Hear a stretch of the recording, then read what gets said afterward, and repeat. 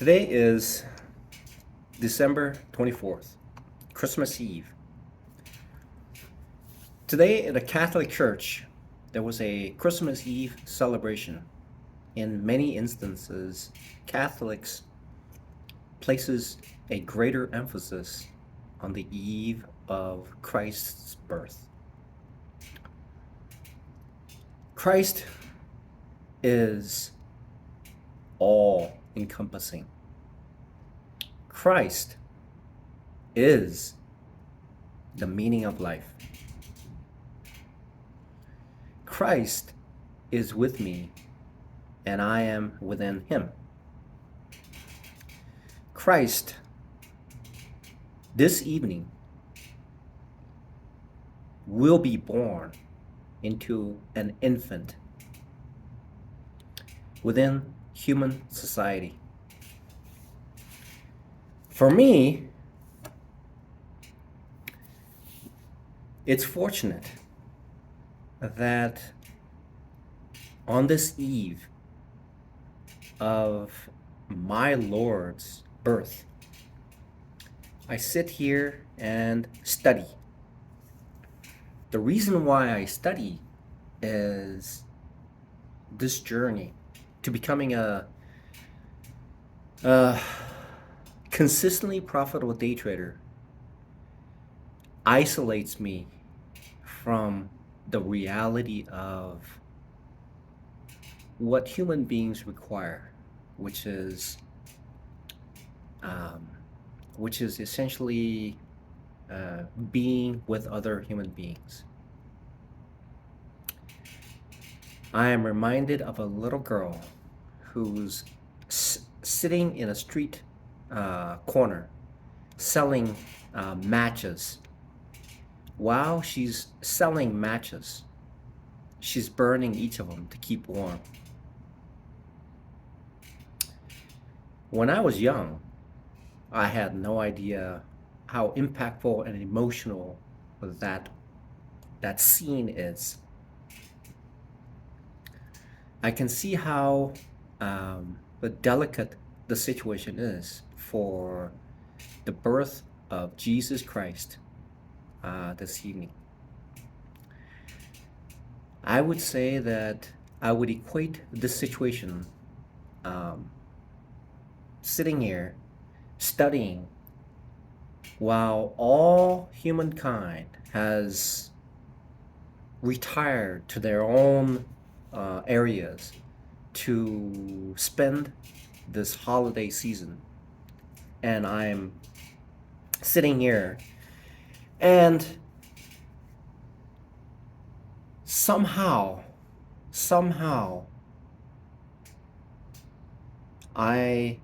I have to see this as a uh, silver lining. I have to look at this as a silver lining that's telling me that I'm given this respite to make something out of myself. It feels right now like I have been on planet Mars for the past 2 years, over 2 years. And it's like the TV series Star Trek, where the captain is flying through space, making a record of his journey throughout. Except the difference between him and myself is that essentially what you see is what I am living each and every day. So I'm trudging along on this journey um, like a single blade of grass in vast savanna, desert savanna. Desert savanna usually depicts a fertile, vast array of a blade of grass. So I move along, and what seems to be to get the most emotion out of this scenario is that, it's interesting that I have a couple kids. I have a few people around me, but I don't think they will ever understand the feeling that I have right now. Being victimized, uh, and facing, uh, right before Christmas and the holidays, I'm getting this uh, this paperwork to create an enormous amount of pressure from the legal world. And what I'm trying to do is make myself better so that I can return financially. One day, one day when this is all successful, I feel like I'm treading on water. This immense and utter, um, chasm of.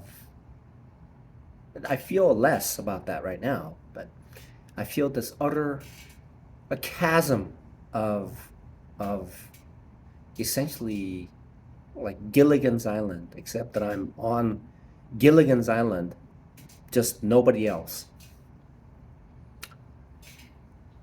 Um, I suppose I suppose that's something that I need to essentially essentially work things out. The only thing that's so what I have to do at this stage, at this moment, is to keep the faith. Keep the faith, knowing that I've heard of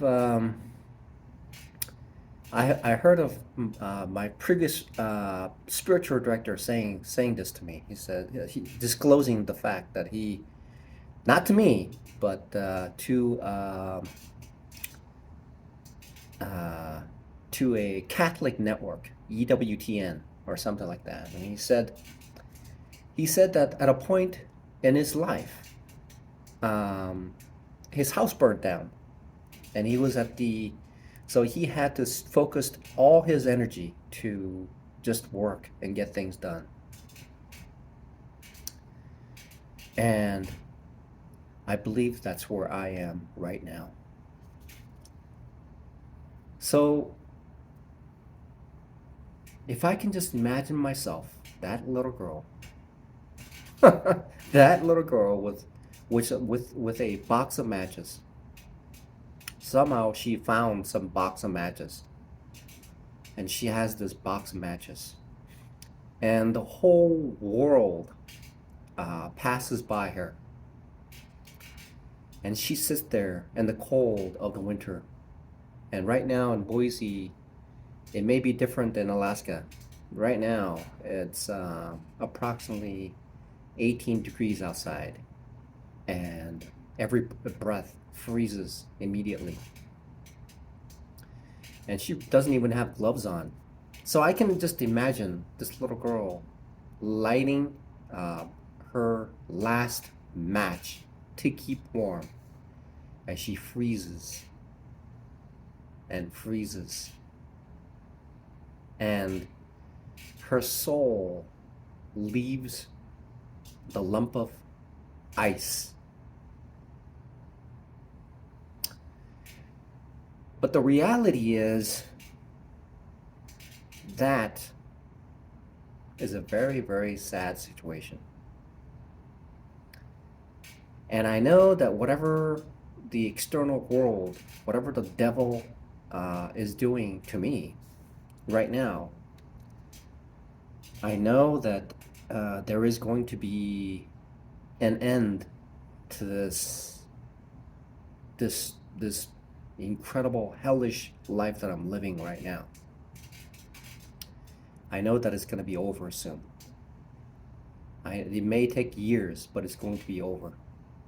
And I'm going to, with God and Jesus being reborn into me each year, I know that at the end of this, there is a silver lining.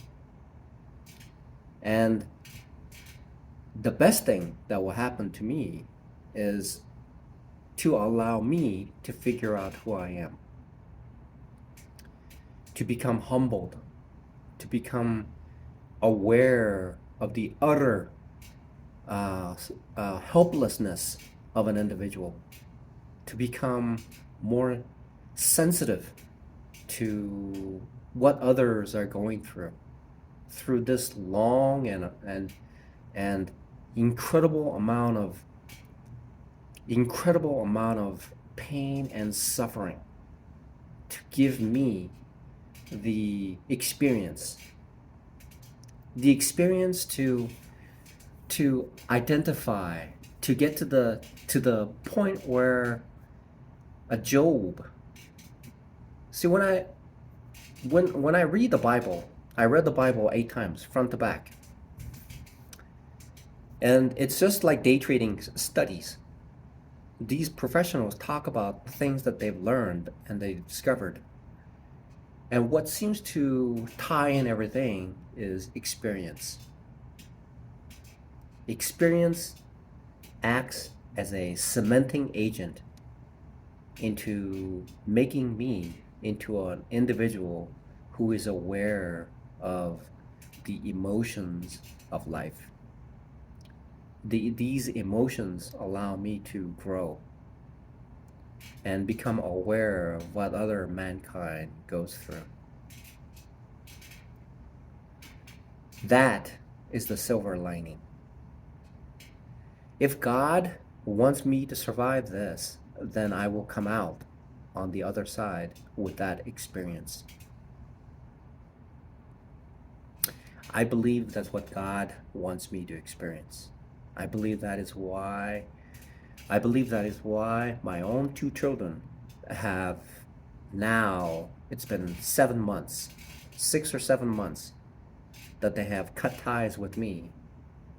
I believe it's because they believe that their father is not innocent. And the fact that I am currently a criminal, they cannot face the fact that they have to deal with that situation. And that in this world, they cannot believe that there is evil that would cause someone like me to be falsely accused and convicted.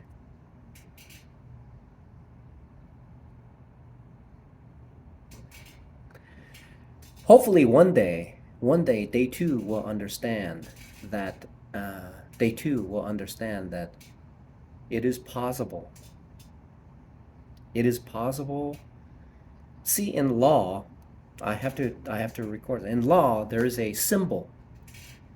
She is called Lady Justice. She has a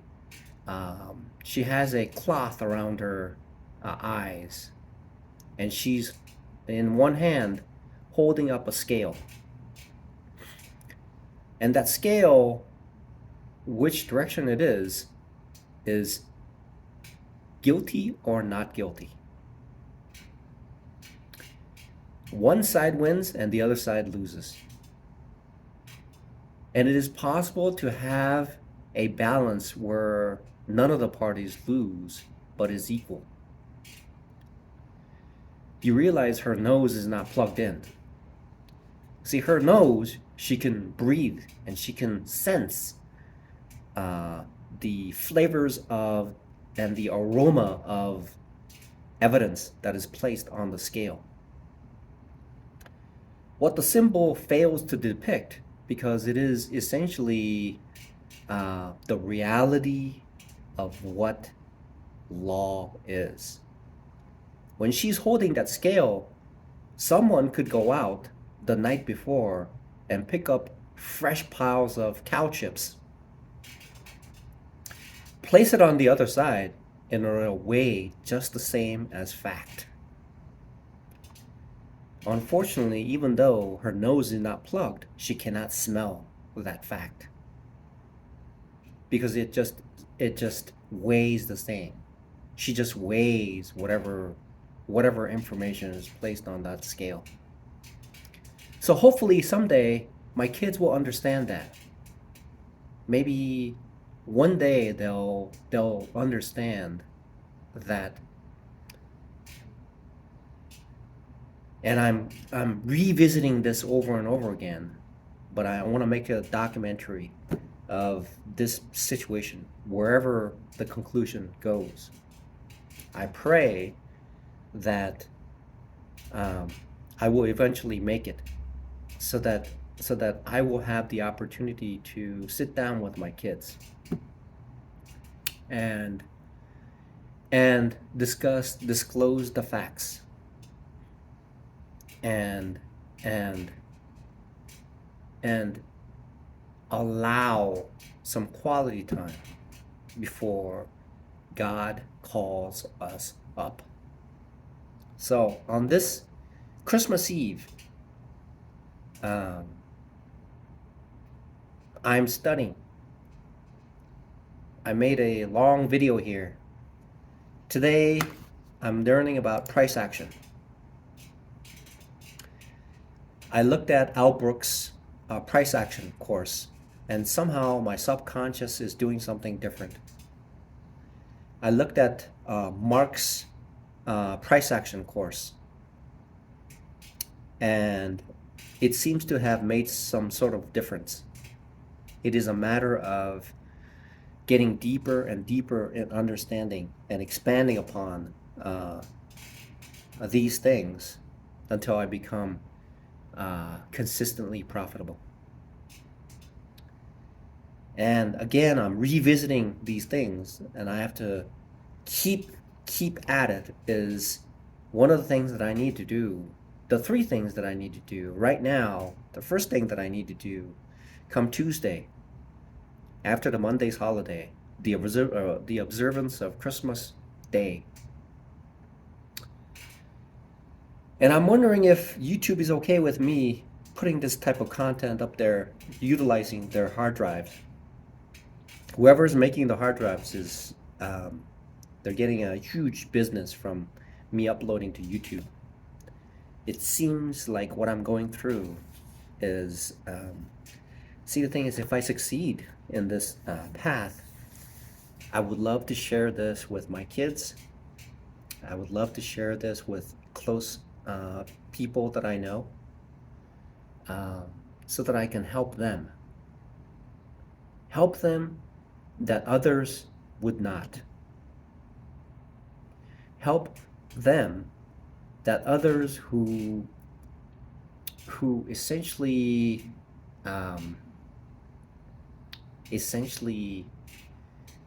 business. See, people run a business. People run a business. They don't give things out for free. So right now, I tell you what, I have to be very honest. I don't have all the pieces together yet. And when I look at other people, they are very boastful. And that just, I don't know. It smells funny. I think being able to, it seems to me, I hope that I never change this mindset ever. Even if I break through and become successful. I hope that I make this content such that I portray an individual who's deeply in the pursuit of making money from the stock market. And I pray that there's this ego. I hope that the ego and the 7 deadly sins of humanity is suppressed, and provides an example of an individual who genuinely appreciates the essentially a lifestyle by being a day trader. And once I achieve that, I know that right now I live in a room. I rent an office desk here for $100 or close to $100, and I rent a parking space for $100. And I pay about $70 for a cell phone, and I pay about $50 for car insurance. My car is about is 7 years old, and this was on sale at Costco about a year ago, and I munch on bagels. This is essentially multigrain. It's good for the digestive system. What I found that out. Other types it'll just go right through. This one makes things a lot better for an old guy like myself. So I heard it's 3 years, and I received a email back from my criminal attorney yesterday, and the first sentence I sent out were 2 words: "Thank God." Having been a day trader and having understood what emotion does to me, since I have no idea what law is, nor do I wish to know anything about law, because it has essentially removed any freedom that I have so far. With individuals who are so venomous, so vindictive, who I thought were close people in my circle, who could be so vicious and vile. My own former siblings, that me standing in front of any court, I would be very emotional, and I would not be able to say a single word without being emotional. And therefore, I take it very seriously. Having this experience as a day trader has given me the knowledge that I am frail in certain situations, and especially in a legal setting. So I'm so thankful. I am so thankful that lawyer is going to communicate with me next week. I know that someone with that experience will make things correct, and that will make any ambiguity or any miscommunication between what I need to do and what the court expects. And see, I used to make a lot of money for me as an engineer, but soon as I was as soon as the situation occurred legally, criminally, I was like unemployed. Okay, I was unemployed, and boy, I tell you what, having a job as a dishwasher was a lifesaver. Just imagine this: I was in an apartment till my last penny. And fortunately for me, there were few people who were kind enough to provide me gas so that I could drive from Orlando, Florida to Boise, Idaho. And then I was fortunate enough to know at least a few people who told me about the homeless shelter. So that's how it began, and that's how I'm here making this video. And my lawyer told me, okay, anything that you need will be resolved by the probation officer. And it turns out that making payments is not their area of expertise. Apparently, something must be done, and I didn't know anything about it.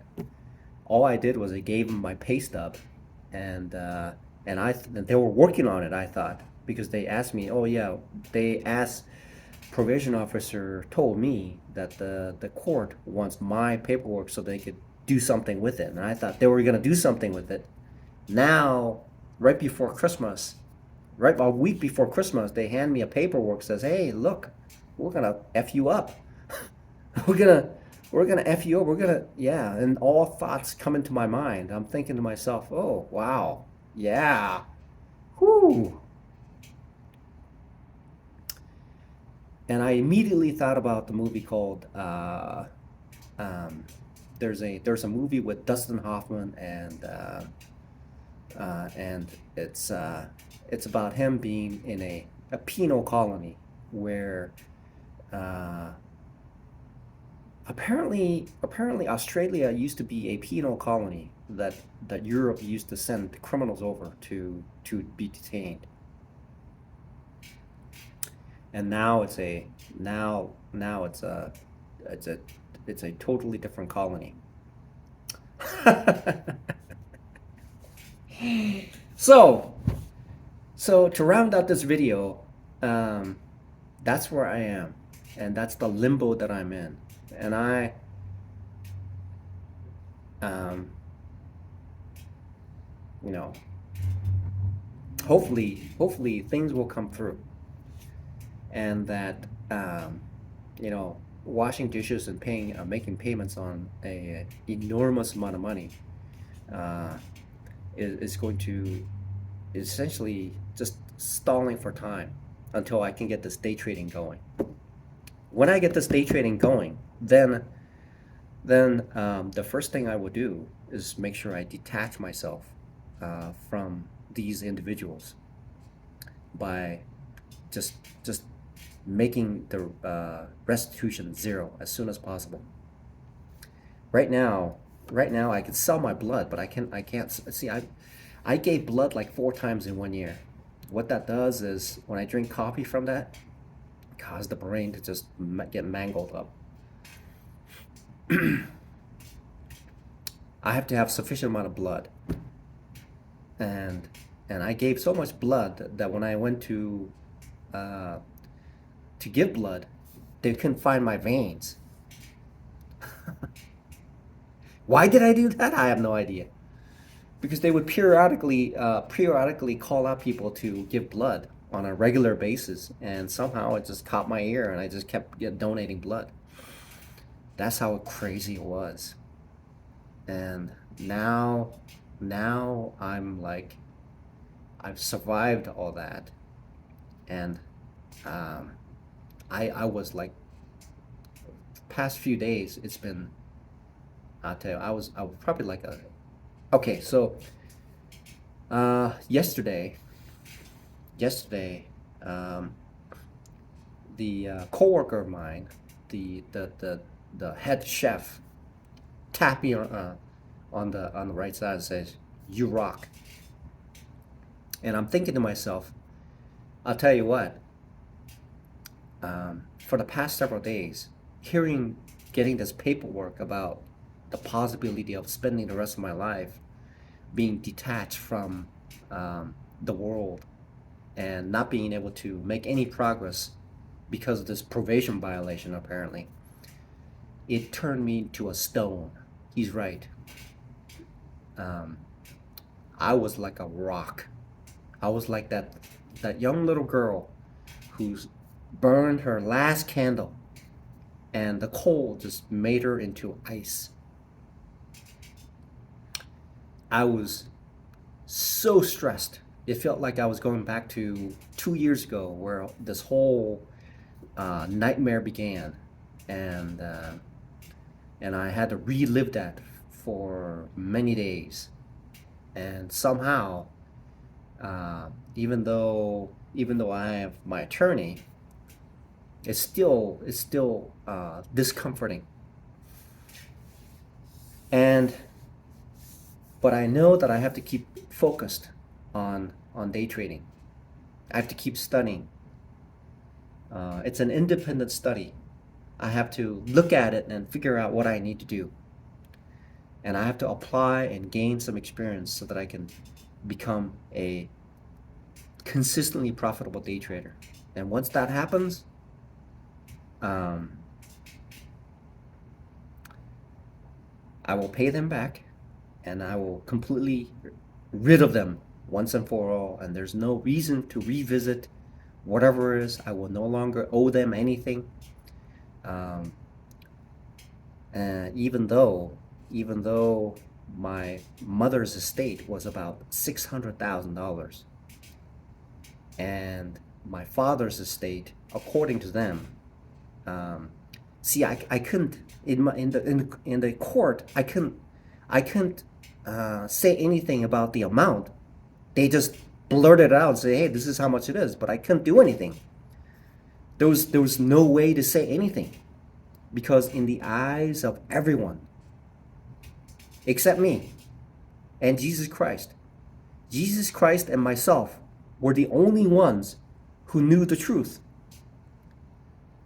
and was doing the right thing. But all the others may know the truth, but they were encased in so much hate. Everyone involved. And there was so much fear because COVID was just rampant at that point.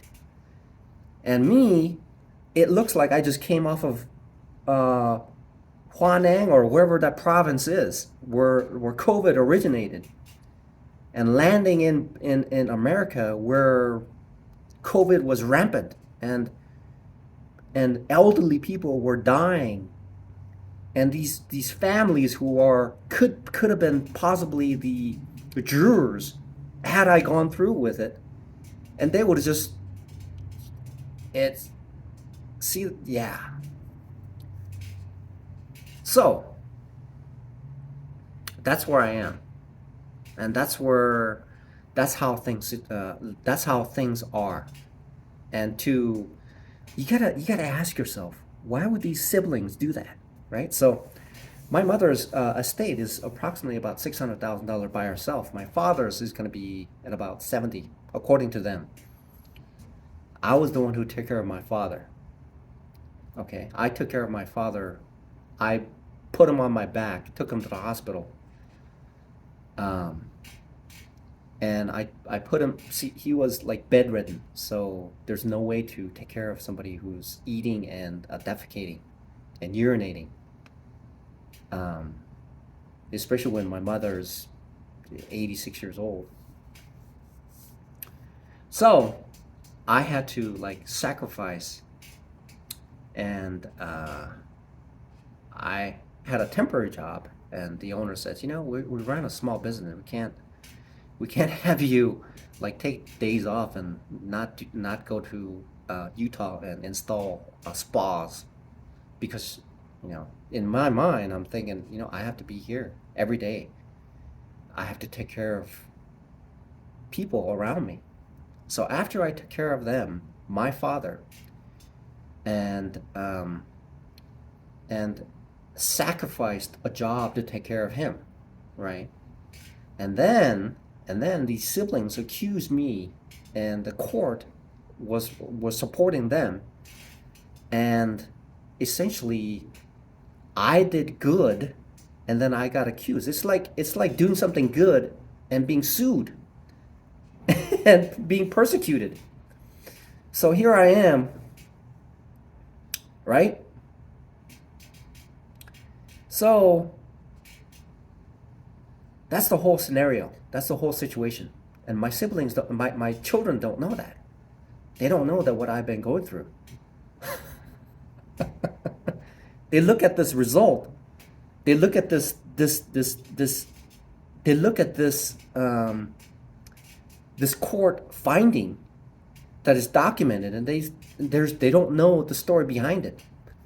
They don't know the iceberg principle that even innocent people will be convicted, is convicted.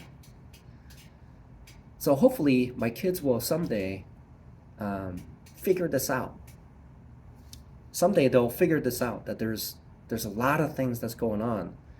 Uh, there are things that are disclosed, but there are stories behind it, just like day trading. Okay. So in the news, apparently, in And financial news and on TV, what they do is when the stock market goes down, there will be 50% of people who will believe that it's going to crash, and they bring those people on to talk about it. When the stock market goes up a little bit, they bring the other 50% who believe the market is going up. So the reality is, at any moment, 50% of people believe one way and 50% of people believe the other way. And that's a fact. So I suppose it just I suppose the reason why I'm documenting this, and it's gonna go on YouTube, and maybe one day my kids will run into this and see it. The audience is limited anyway. The audience will increase once I become consistently profitable, and I document this on YouTube. Once that happens, but for right now, I'm essentially in a Bermuda Triangle, in the center of it, and floating aimlessly, trying to figure out and latch onto a trend that's going to help me move in the right direction as a consistent profitable day trader. So that's where I am today. And what this does for me is it helps me to deal with what I'm going through right now. I have to talk to myself and say, look, this is the situation, and this is how you got here. Okay? This is how you got here. I know that what you're going through right now is probably the most painful period in your life. It is a time where the outside temperature is what? I have to look at the cell phone to see what temperature it is outside, but I'm sure it's evening and it's wintertime. It's very, very cold. So at the least, what it's doing is it's helping me to deal with my current predicament. Okay? It's helping me with dealing with this predicament. It's helping me to bring peace within me. Got a cold still. So it seems to me when baby Jesus came in, he came in like what I'm doing. He came onto the world of chaos. Before he came into being, we were all animals. And God came into our lives to enrich our life with love. Before then, it was like, if you did something to me, I get to. So it's like a guy. It's like two people who are on a border. There's a fence, and somehow there was a dispute, and one of the guys says, "I'll tell you what, if I can kick you in the nuts, and you're able to withstand it, I'll give you my turkey that I have for the holidays, so you can cook it up and eat it." And then I imagine these people kicking their nuts all over and all over again. They somehow got smart and says, okay, this last turkey, go for it, right? And one of the guys got smart and says, okay, you just keep that turkey. I don't want your turkey. It's over. But by this time, their nuts are all bruised. So then Jesus Christ came into this world, and he is love, and he manifested this love into this world. Before then, no one knew anything about love, because Jesus Christ is love. God was a burning bush. God was a Moses' staff, and the heavens talked.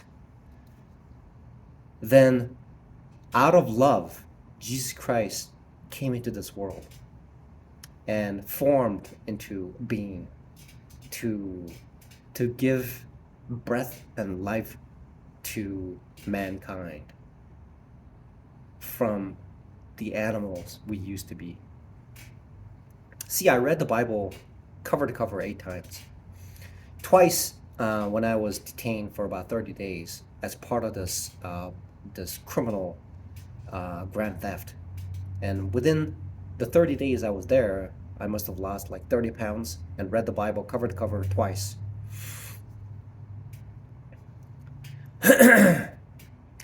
And one of the stories about what mankind used to do was, which still happens these days, because what happens is that apparently this couple, this married couple, went into a town, and um, because he was afraid for his life and her life, apparently disclosed that his wife was his sister or something, and that they are able to do whatever they want with her, apparently. And later on, these people in the neighborhood found out that they were a married couple, and that created a uproar. There are some. I'm getting uncomfortable talking about these things because I read it from cover to cover. I am not a pastor, but these are stories that I recollect. And um, so Jesus Christ came into this being, and I can see it. I believe it's experience. I relate that to experience. I relate Jesus Christ to experience in day trading. After all, I have to talk about day trading in this channel. So Jesus Christ was born in a manger, whereupon before then God was an echo, a burning bush, a whisper, and worded through angels. And now there is this God that is born as an infant, and then grows and grows and grows, and eventually communicates with the Father at the end of his life here upon earth, and then is consumed into heaven. So I'm sitting here on this day when Jesus Christ comes onto this world to give mankind love. And maybe there is hope. Maybe there's hope. Maybe my lawyer will come through and everything is a misunderstanding. Hopefully he'll iron things out. That's why they go to school. That's why they have plenty of experience. Me, I'm just trying to figure out how to make money from day trading. Even though I put every cell in my brain at it, I can't figure it out yet. It's gonna take time. So whatever that legal world is, something in the Bible says I should avoid legal action at all costs, and I can see why. So my intention is to, firstly, after I become consistently profitable, pay everything off, and then they're done. Second part is I need to rekindle my relationship with my kids so that they know the truth. And once that happens, what can a man who is simple ask of God than that? So I pray that this Christmas, Jesus Christ is born into a manger. I also pray that story, and may my heart be the manger, and may he be reborn. in my heart. So, and then maybe if he's kind enough, if he has time, uh, make it so that, look, I'm trying to listen. This court decision has essentially blocked every avenue of me making any money at all, of substantial amount. Okay, and when I was employed, you set a certain amount for me to pay, and yet you did not change it, even though I gave you my pay stubs. And then now you're accusing me of, I'm not sure what's going on. I'm not a lawyer. Okay. So hopefully this will be alleviated. And then what I'll do is I only need a little bit of room, and the rent is cheap. It's a room with a couple felons, okay? And I'm not there most of the time anyway. I just go there to close my eyes and take a shower. So I'm like either here or washing dishes. That's it. I close my eyes, I'm here or washing dishes. That's it. That's how it's going to be until I become consistently profitable. Once I become consistently profitable, yeah, everything will be over. They can keep their money. So, like I was saying, my mother has $600,000 in. That's what she had, and in the civil case, she gave me the house, and they made up the story about me like selling and kicking them out of the house. I have no idea where they're getting that from. The main reason for me to have that house signed over to me was for me to visit my mother, because I knew these two individuals were they're very, very vile. I knew that to be the fact, but they convinced this civil judge to essentially rip that house from my hands and give it back to them. So, because they brought my mother and saying that whatever I have is to be shared 1/3. My civil attorney knows this too, because he's the one who told me about it. Because I was never in that civil case at all. I was just working, and then the lawyer was working on it, and that's what the judge told him, and that's what the result was, 1/3. Okay. So now my mother has passed away for 3 months. Or 4 months. It's been like 4 months. Okay. I was not able to see my mother when she passed away.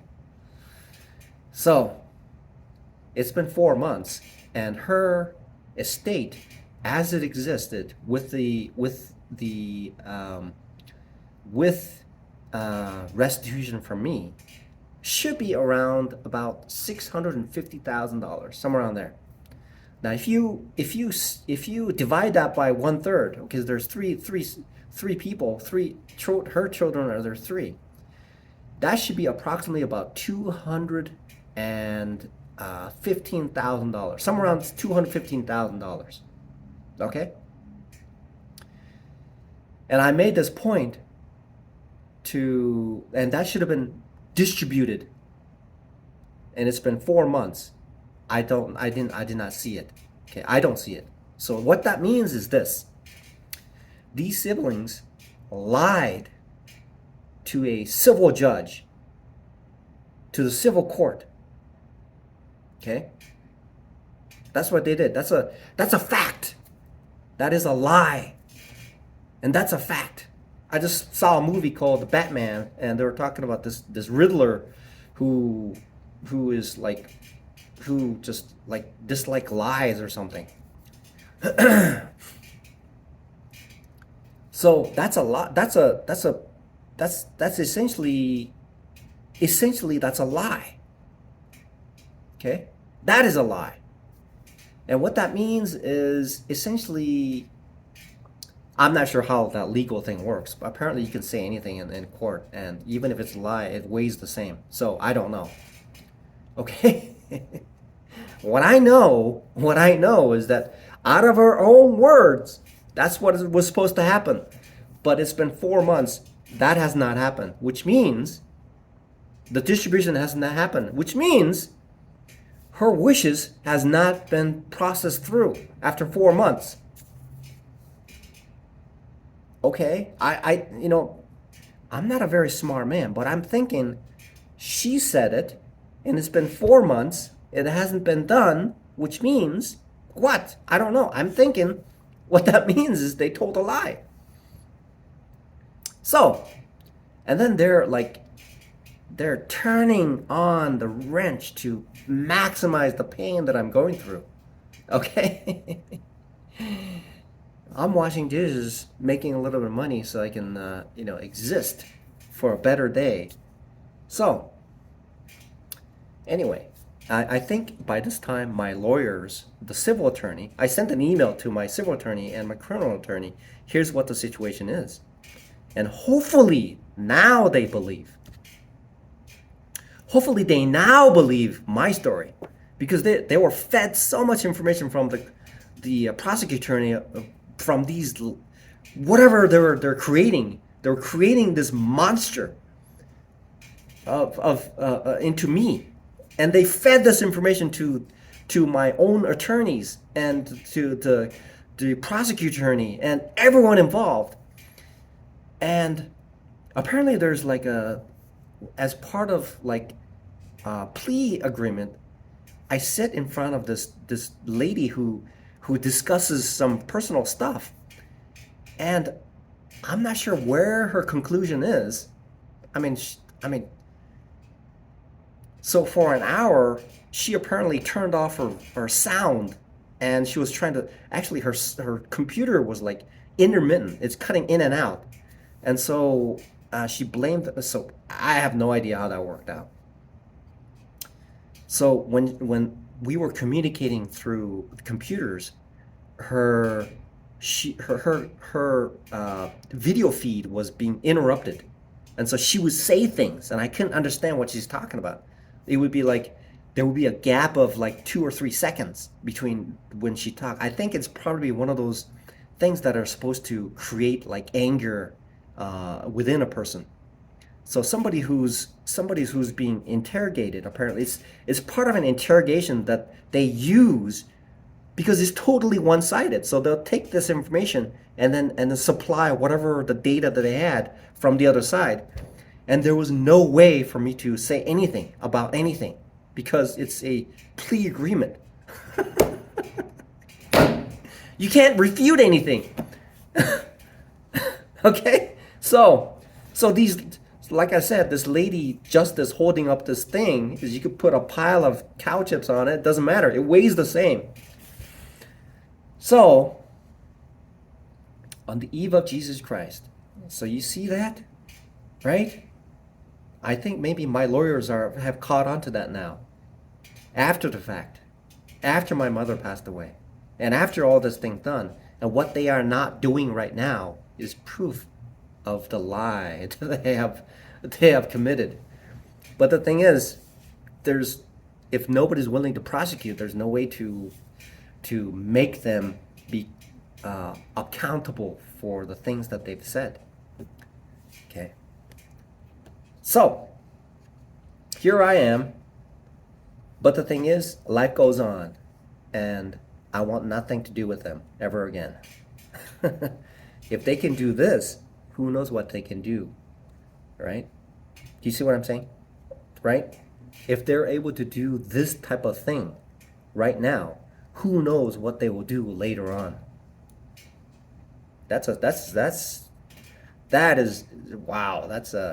So leave them alone. Embrace Jesus Christ. May he be born into my heart every year to strengthen my love for Jesus Christ. And pray and hope that one day my children will understand, however remote it is, that innocent people do go to jail. Innocent people do.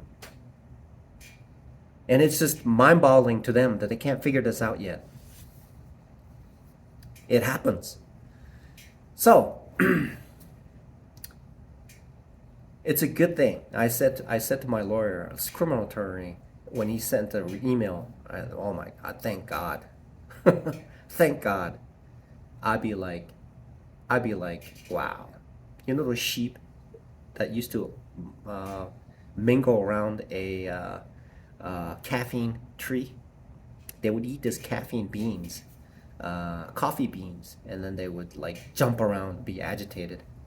I would be in that situation because it's emotion. And having been a day trader for a while, and understanding how losses and gains impacts me, it is it's I respect emotion. I respect it. I respect it, and I respect it enough to know, even though I'm not a very bright person, to leave it in the hands of people who know what they're doing. So I welcome Jesus Christ into this world, into my life again, and and I pray that He washes all over me, and uh, and once again becomes a bigger part of my life. And and the hope that I have is that someday, my children will understand and know the true story behind what I have gone through, and open their doors, so that maybe by that time I will be consistently profitable. And even better, maybe they'll open up the door before I become consistently profitable. Then I can have extra energy to keep going and make something of myself in the day trading world. So,